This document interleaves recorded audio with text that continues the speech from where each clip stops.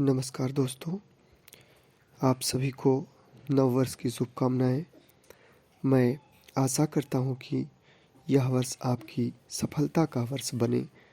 दोस्तों, आज से लोक सेवा आयोग के अपर निजी सचिव भर्ती के लिए शॉर्ट हैंड के अभ्यास की सीरीज़ शुरू होने जा रही है। आप सब इससे जुड़ें और इसका लाभ लें। आयोग में लगभग ऐसे ही मैटर आपको देखने को मिलेंगे जिनके 90+ नंबर हैं। एक अनुमान लगाया जा रहा है कि उनको शॉर्ट हैंड की तैयारी शुरू कर देना चाहिए। तो आइए इस सीरीज़ से जुड़ते हैं और अच्छे से इस मैटर का एक बार, दो बार और प्रैक्टिस करके इसकी जो है ट्रांसक्रिप्शन करते हैं। आप सभी को सफलता की आगामी शुभकामनाएं। धन्यवाद।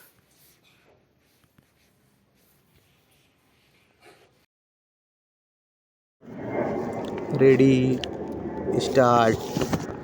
महोदय, पर्यावरण से तात्पर्य किसी एक व्यक्ति के परिवेश से नहीं वरन व्यक्ति के, समाज के, राष्ट्र के और इस सारी पृथ्वी के ही परिवेश से है, जिसका प्रभाव व्यक्ति, समाज, राष्ट्र और सारे विश्व पर पड़ता है।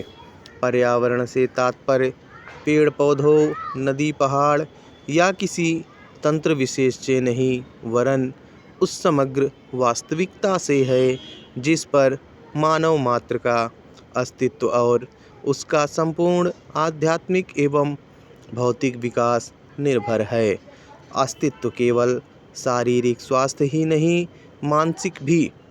स्वस्थ शरीर में स्वस्थ मन ही अच्छे स्वास्थ्य की परिभाषा है। शारीरिक स्वास्थ्य हमारे आहार पर निर्भर है, जिसका स्रोत इस पृथ्वी का जल, थल, वायुमंडल है। मानसिक स्वास्थ्य भी प्रकारांतर से इन्हीं पर निर्भर है, क्योंकि जैसा खाए अन्न वैसा बने मन। स्वस्थ जीवन पर सबसे अधिक प्रभाव हमारे चिंतन का, हमारी परंपराओं का और उन सब परिस्थितियों का पड़ता है जो हमारे ऊपर आरोपित हैं या की गई हैं या की जा रही हैं। इसलिए पर्यावरण या परिवेश में जल, थल, वायु ही नहीं बल्कि वे सारे घटक महत्वपूर्ण हैं जिनका कुछ भी प्रभाव हमारे जीवन पर, हमारी क्रियाशीलता पर पड़ता है, जैसे हमारे विचार, हमारे आचरण और हमारी परंपराएं एवं संस्कृति आदि।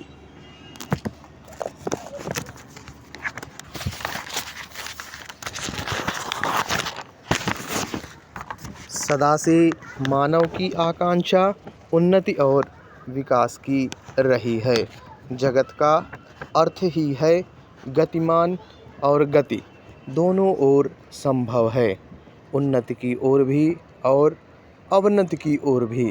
पहली को हम प्रगति कहते हैं, दूसरी को अगति, विगति, अधोगति या दुर्गति कह सकते हैं।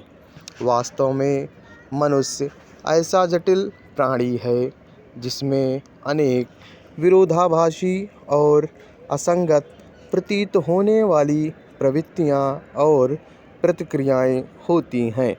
वह कानून और व्यवस्था की मांग करता है, किंतु चलचित्र, दूरदर्शन आदि में स्वतः भड़की हिंसा या खेलों में युक्तिपूर्वक की गई हिंसा अथवा अनीति से मंत्रमुग्ध भी हो जाता है।